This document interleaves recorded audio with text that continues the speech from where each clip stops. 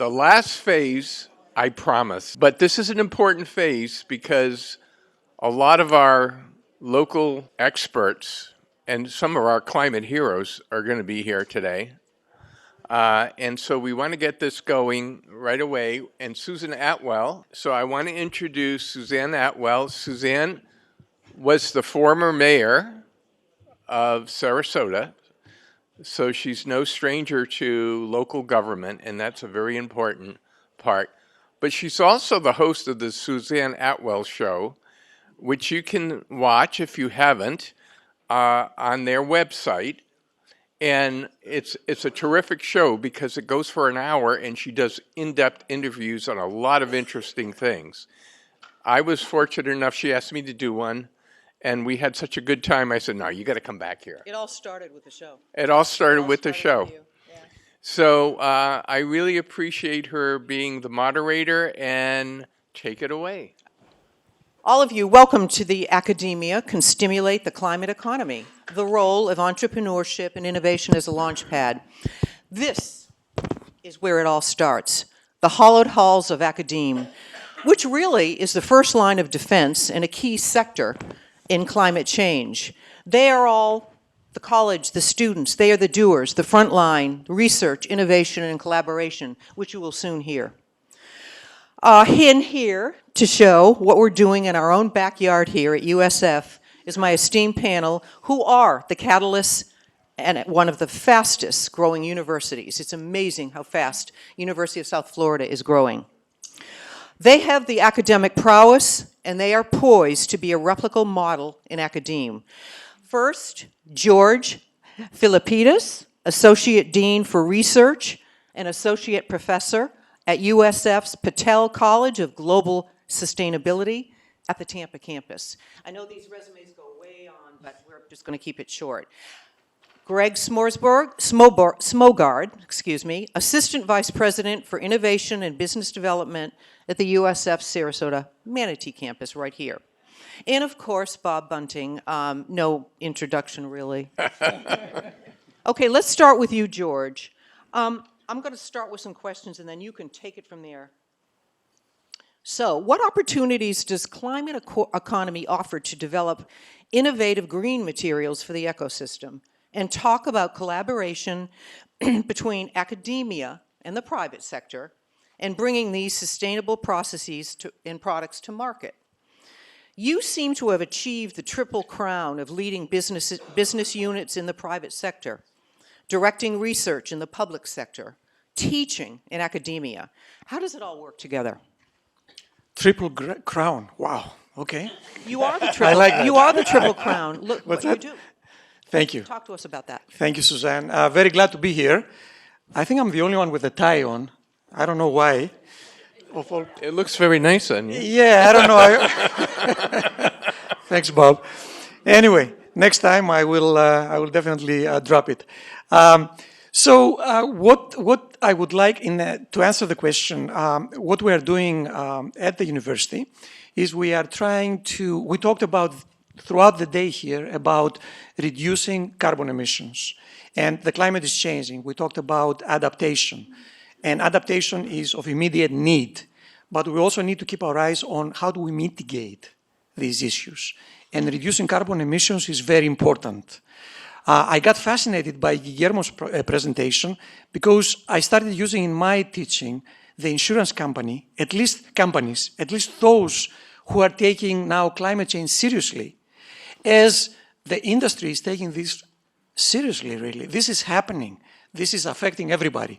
So we need to take steps in that direction. Reducing carbon emissions is very important. Nobody here wants to sacrifice on our quality of life.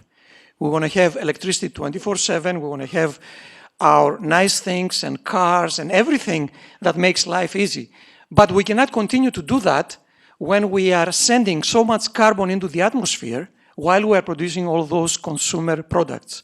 So what we are doing in our applied research, not only here at USF, but in the entire country and worldwide, is we are trying to develop the same products we are used to using and enjoying, but from renewable resources, as opposed from oil or from natural gas.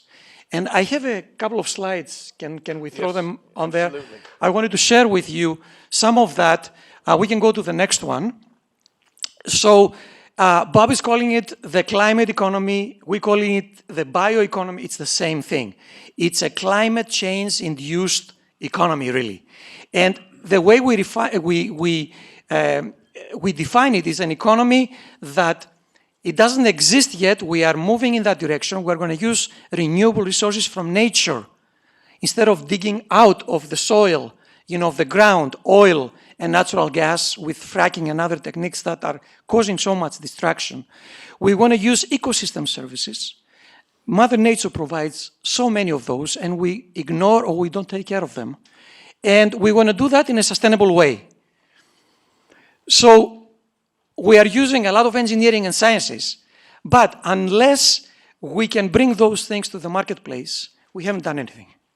So entrepreneurship and collaboration with the private sector. I came from the private sector, so I know very well how the private sector thinks, or I think I know how the private sector thinks and what they want to see. We got to work together. Next, please.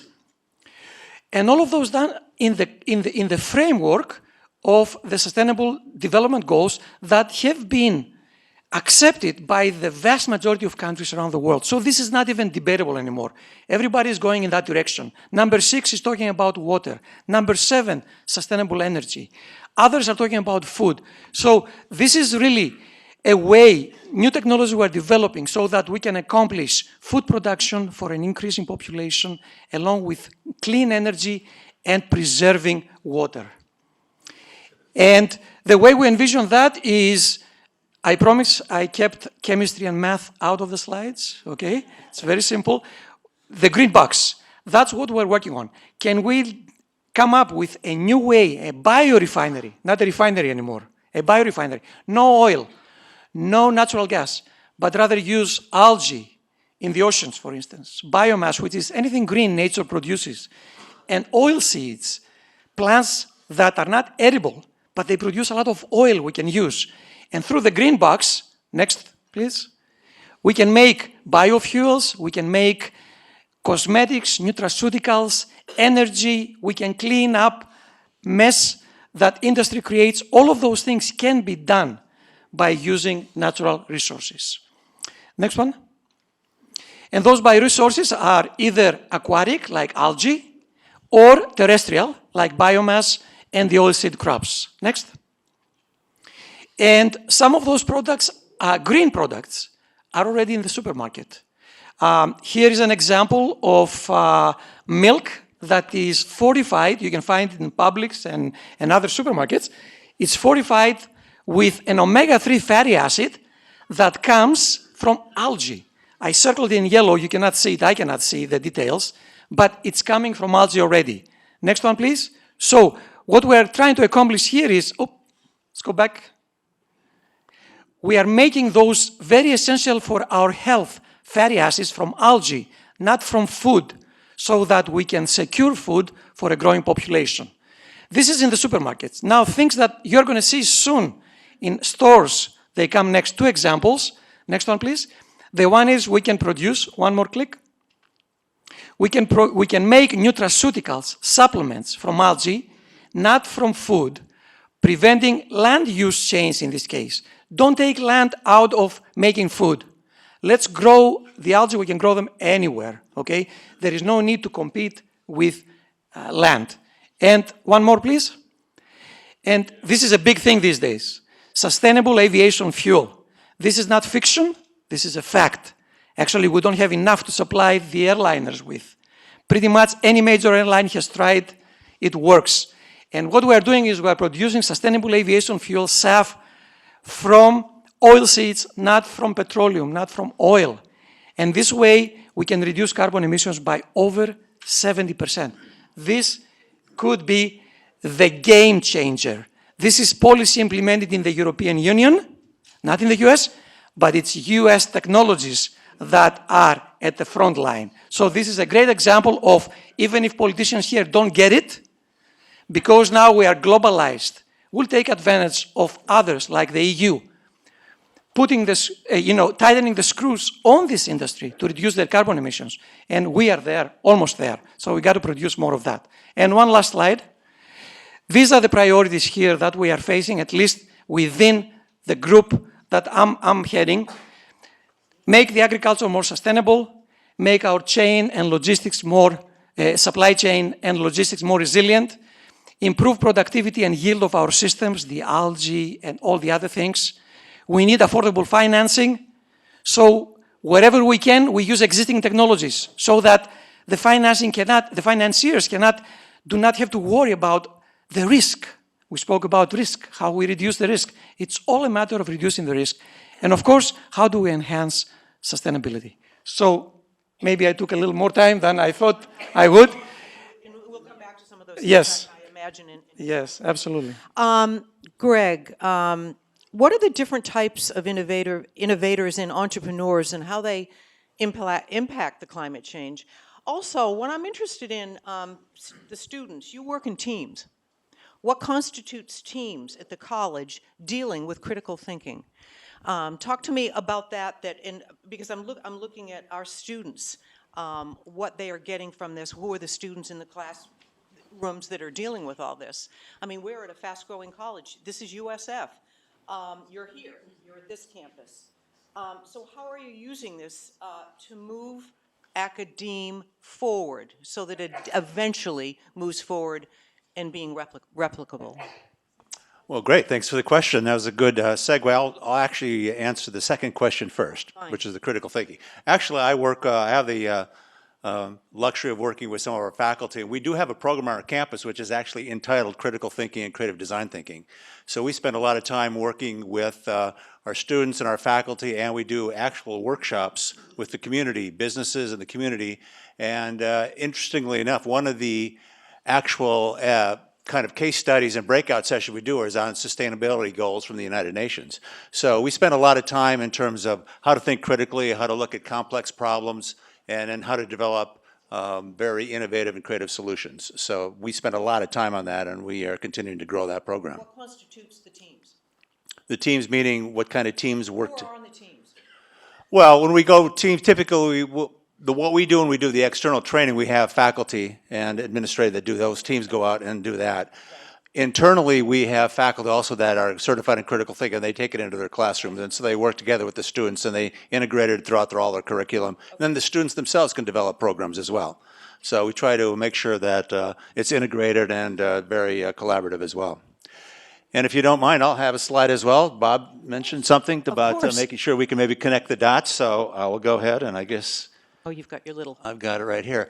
So let me, before I do this, I wanted to kind of do something here. Very simple slide, but what I wanted to do is kind of show how important all of you are in the world of innovation. Sometimes many of you think, well, I'm not an innovator, I'm not an entrepreneur, but that's not necessarily the only part of this. So I wanted to spend a couple of minutes talking about the ecosystem. But before I do, I wanted to go back to something we've probably all heard over the last 2 or 3 decades, which is, I'm not that concerned about climate and all the different elements, because every time we get into a crisis, we can innovate our way out. Have you heard that before? Yeah, we can innovate, and we do. Frequently we do. We do a really good job in many cases. However, I just want to say over the last 2 or 3 decades, innovators and entrepreneurs have done a really, really good job of putting a lot of things in the pipeline, putting a lot of things in the market. Now, but what happens is that we may not always see the impact of that because it's not just one stakeholder. It's not just one group of people that really need to be involved. And that's why I wanted to kind of take a second and just kind of go through this slide with you. First of all, ideas. And this is the pyramid. This is the way I look at it. This is my personal view. I'm a visual guy, so I kind of like to put these things together. If you look at the pyramid, at the very top, you're familiar with these names, the Elon Musks, the Bill Gates, all these famous tech entrepreneurs and disruptors. But below them, you have a lot of international operating companies that are very big, very powerful, and very effective. And so they're doing a lot of work, and they do a lot of the unicorns. They're billion-dollar companies out there doing a lot of things in the climate solution area already today. Underneath that, you have the tens of thousands of startups all over the world that are coming up with lots of great ideas. They're in various stages of development, and they're very effective. Some will survive, some will not survive, some will grow, some will disappear. And I'll tell you a little bit more about how you can impact that. Then underneath that, if you talk about universities and where universities come in, R&D, research and development. Dr. Philippidis just talked about some of the great stuff they're doing in the Patel Global Sustainability Group. But there's also a lot of other R&D that's out there, and some of it's active, which means it's being prepared to get into the pipeline. Companies are doing a lot of stuff, but there's a lot of dormant intellectual property out there as well. A lot of it rests in universities where we have developed a lot of intellectual property, but it's not commercialized yet. So, you know, tech transfer, I was on a meeting for 2 hours this morning talking about this exact concept. So there's a lot of new R&D out there that's going to be applied as well. And finally, this is where you come in, the rest of us. So what does that mean? That means that there are a lot of people out there that can either, for some of you, you may be more of an innovator or entrepreneur than you think. This may be a great time for you to start thinking about, I've got an idea that might be worth exploring. However, I'm going to follow that rest of us through the rest of the ecosystem. You can see where it plays in. And before I leave this, I want to make one, I don't usually make predictions, but I'm going to make a prediction today because I think that we're going to witness something pretty remarkable over the next 6 to 18 months. And the reason I say that is I think that some things have happened in the last few weeks and the last couple of months, which I think are pretty unique. One is that we've noticed that if you've read the paper and the headlines, that about 100 to 200,000 people have been laid off from the tech sector. These are very, very talented, very skilled entrepreneurs, innovators who can move quickly, have a lot of ideas, and they've been doing it for a while. That's very unusual. They have that much of a critical mass. Second thing, new technology has popped on the market. I'm sure everybody in the last 2 weeks has heard about OpenAI, ChatGPT, and all the things that are coming, and that's just kind of created a whole new platform for entrepreneurs and innovators, and that's going to actually expand into the general public over the next few years between Google and Microsoft and things of that nature. And then the third and final element is that there's a lot of money sitting on the sidelines. So you put all three of those together, that happens to be kind of a perfect storm for a lot of disruptors. So I think, I may be wrong, but I think that we're going to see some very interesting and innovative stuff coming down the pipeline. Okay, moving on.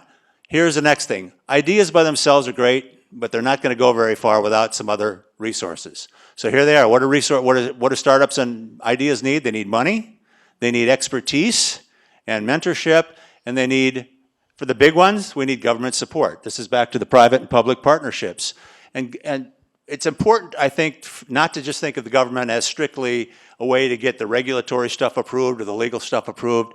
If you go back, traditionally, governments have also been very big sources of funding. Universities, a lot of funding comes from the governments in terms of universities. Research grants, all sorts of activities. And governments are also great innovators themselves. They come up with a fabulous amount of products and services, and they're also early adopters. So those are great as well. However, for a big breakthrough idea to happen, that's not even enough. We need more. And this is where you come in. This is where we need to have sustainable demand. We can put as many great ideas in the pipeline and companies can be out there, but if there's not sustainable demand, it's not going to go very far. And so therefore, you are the sustainable demand. And we talked a lot about it today in terms of what you can do personally. Bob's done a great job, but it is part of all of our activity. We all need to be involved. We all need to support that. And the last thing, and I'll be very quick about this one, the last thing, if you want to do the global breakthrough, you need global scale. And I'm not going to go into more detail than that, but that is not as difficult as you think. And if we have time, I'll be happy to come back to that. Thanks, Greg. Bob, we talked a lot over the course of my show and here, and with regard to academe, you talk a lot about let's fix the threats, not react. I think we as a country, in a lot of areas, always deal with tertiary fixes. With regard to academe, what do you say about all that? Well, I think the timing and the phasing of things could be better. Mm-hmm. The handoffs are rough. And so in order to make these transitions from the research lab into new products and services that are going to make a difference, we have a great system, but it's slow. And now we have, on the demand side, this clock ticking on this climate issue. So what I've been saying a lot today is we have to think about the processes entrepreneurship and education, and how we streamline that process so when our new workforce comes out of the universities, it's ready to go to work. It doesn't need to be trained anymore because climate is a focal point within the university system for the kids to innovate when they're here. That will help these new ideas spring to life even before they leave. They need more than skills. They need the opportunity to have a living lab where they experiment with solutions and ideas on how we fix this problem, because they're really interested in it. They are worried about it in a way that we don't really quite get. You saw it with Marco a little bit today. But even the younger kids are worried about having kids and sustaining themselves. And here we have this global challenge where we can put all this human young brain power to work. But they need to be mentored and focused, and the university needs to jump into that space and fulfill that. And they can do that. Like this university is teaching a lot of skills, accounting and nursing and all these things. But if we had a living laboratory where these students could innovate on how to fix, not how to fix, but how to contribute to, let's say, human health in a climate-warmed world where we have transmission of viruses that are going much quicker because of the warmth, where we have heat stress that's going to come into big play for a lot of people working outside in this environment, for athletics and sports and for all these things. They know this is coming. We can give them a chance while they're at the university with projects to help get them ready so when they launch, they're launched right into important roles. Yeah, and that begs the question. I know we talked about this, and I'm not going to go into this whole article, but if there's a wonderful article called "The Unexpected Ways Climate Change is Reshaping College Education." It's from Time Magazine, and I think it talks about. It starts with a student. It's April 16th, 2021. This is current. A student in architecture at a college in Scotland.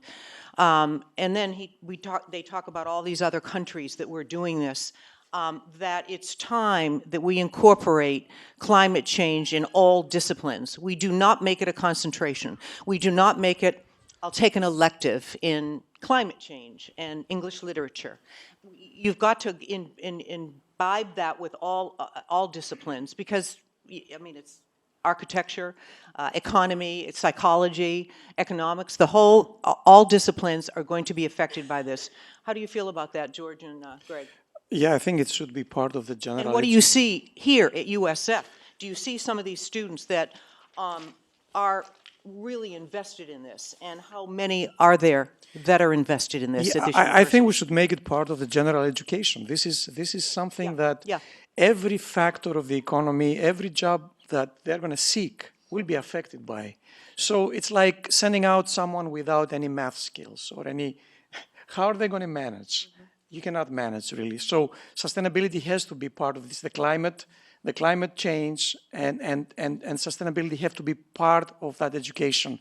There is a huge interest by students. At our college, we don't provide a bachelor's, it's only a master's degree because sustainability is not something that it's not a field on its own. It permeates the entire economy, all the fields.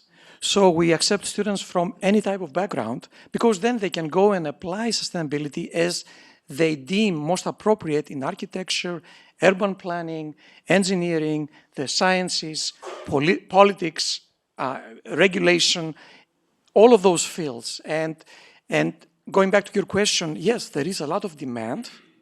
I think some of the speakers in the morning highlighted how even small towns now have created their own sustainability offices because they are concerned, and we should be concerned, especially here in Florida, you know, with sea level rise that is threatening everybody. I regret selling my house in Denver. It could become waterfront property. And it's like...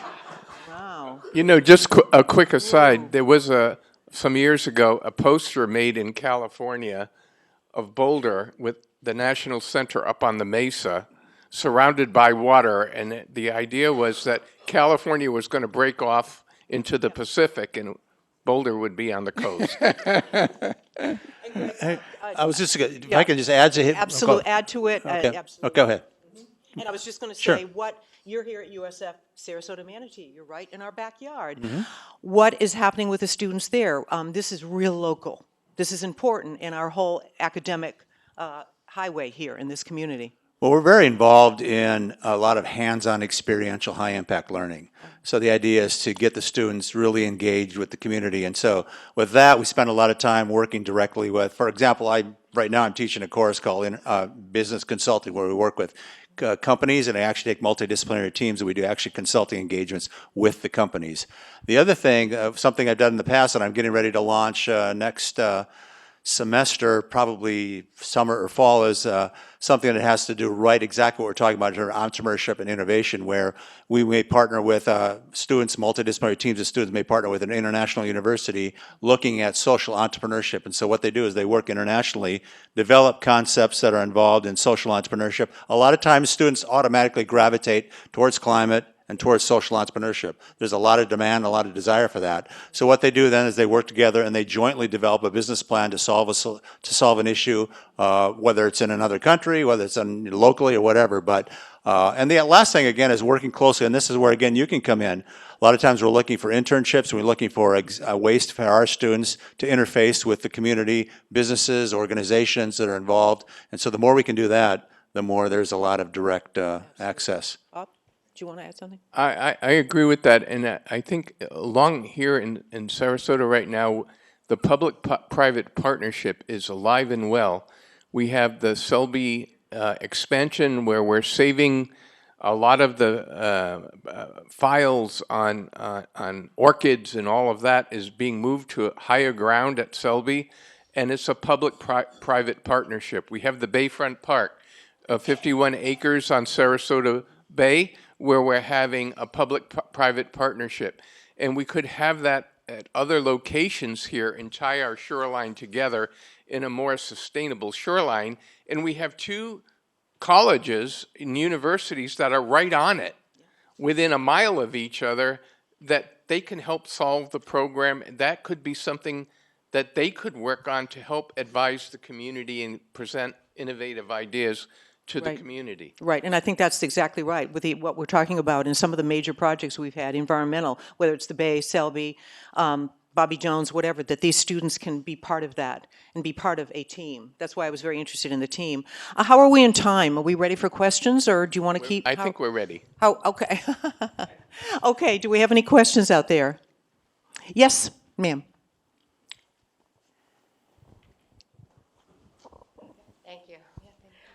This has been an excellent conference, and certainly there's been a tremendous amount of information.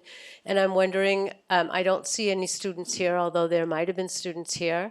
And I'm wondering whether or not this is the type of thing that's offered to all students at USF, not just students who look to major in it or look to excel in it, but every one of us, as you said, the rest of us on your slide, on your pyramid slide, we're the rest of us, but every student in this school is the rest of us. So I'm curious as to how That's a fabulous, fabulous question, because what I understand is that it's online right now. Any student can watch this.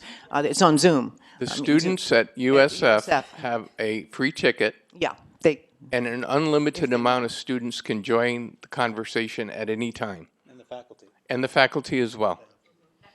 And we circulated that within each campus, so we should have a lot of audience right now. and they are the future. When I think about some of these schools in Europe, these kids are demanding this, and they're young. I mean, oftentimes older people come to conferences because we can, and that's fine. But when you have something like this, I hope a lot of people are watching. I know they can't come; they have classes. But if they can use this as their class, even if they're in an economics class or a psychology, they should be watching this. So I agree with that. Let me make one quick comment. Every single one of these talks has been filmed and is being turned into a 30-minute maximum video, and is going to be made free to all teachers around the country who want to use what we talked about today as part of a class assignment. And so that's part of what you support when you support the CAC, our ability to do that kind of work. It just, it costs money to do, but it's very important to us to make this a much bigger audience once we've had this. Right. Any other questions? Yes, sir? How do you find your enrollment numbers going? I'm on the application side, so we're always looking for people. So how do you? I think everybody heard me. You bet. He's got a good voice there. The question for the online was enrollment numbers. So the online enrollment numbers? Any enrollment Oh. numbers in your climate related? Well, if you look at, we're growing, we're strong. I know that the USF in general. So if interesting information, I think Dr. Holbrook mentioned that this morning. If you look over there, right outside the window, we are going to have within about 18 to 24 months our first dorm. So we're going to this is actually really transformational for us because we are now going to be able to recruit both nationally and internationally with the skill sets that we want. So this is going to be a huge boom for us. We're the smallest of the three, so I know that Dr. Philippidis sees a lot more students than we do, but we're doing well, I think, at this point. And we are in discussions between Tampa and the campus here, the two campuses actually, on ways to work together. And I'm very glad to see labs being built because that means we can help to start some research, applied research here too. We're working right now on red tide, and it's here that we should be doing the work, not up north really. And we look for those opportunities. It's going to simplify logistics, and most importantly, it's going to train students here in things that affect the local community, which is very, very important. Any other questions? Yes, sir. Dr. Philippidis, I attended a travel symposium last year and heard a presentation from United Airlines that they were anxious, having used the jet fuel. Yeah. They were really anxious to see it come into, sort of constant use. What's slowing that down from becoming more ubiquitous? It's just the pace at which you can build those operations. I think funding has started to flow now. I'm not talking about funding for research. I'm talking about financing. Yes, production. And the great thing is we can use a wide range of raw materials. It doesn't have to be what I presented here. You can use used cooking oil. You can use a lot of low-cost raw materials to put them into the process and convert those into jet fuel and diesel and other distillates that come now from sustainable raw materials as opposed to oil. 6% of all the emissions in the atmosphere are from airliners. Aviation, yes. I was going to say, do you see it getting to a point where it's the standard fuel for airlines at some point in the future? I think so. We're moving in that direction because the restrictions on carbon emissions are going to only get tougher. So I don't see this is a one-way street. The technology is there. We got to make it cost competitive because we cannot expect companies and people to pay a huge premium just because it's green. Green has to be cost competitive. Okay. Thank you. I think that's one more question. I think That's we're- it. Okay. Back there. I just wanted to give a shout out wait for the mic. Thank you. I'm a student and a staff member at USF Sarasota-Manatee and One USF, and I wanted to give a shout out to the Patel College of Global Sustainability, where we have numerous concentrations that are interdisciplinary in nature.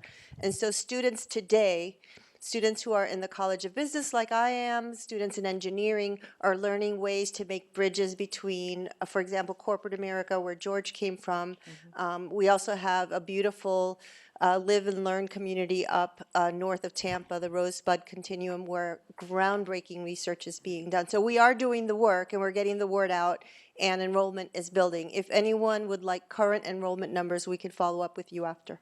That's wonderful. Thank you. Thank you, Clara. All right, I want to thank everybody. Just remember here that knowledge is bred and shaped right here on your college campuses.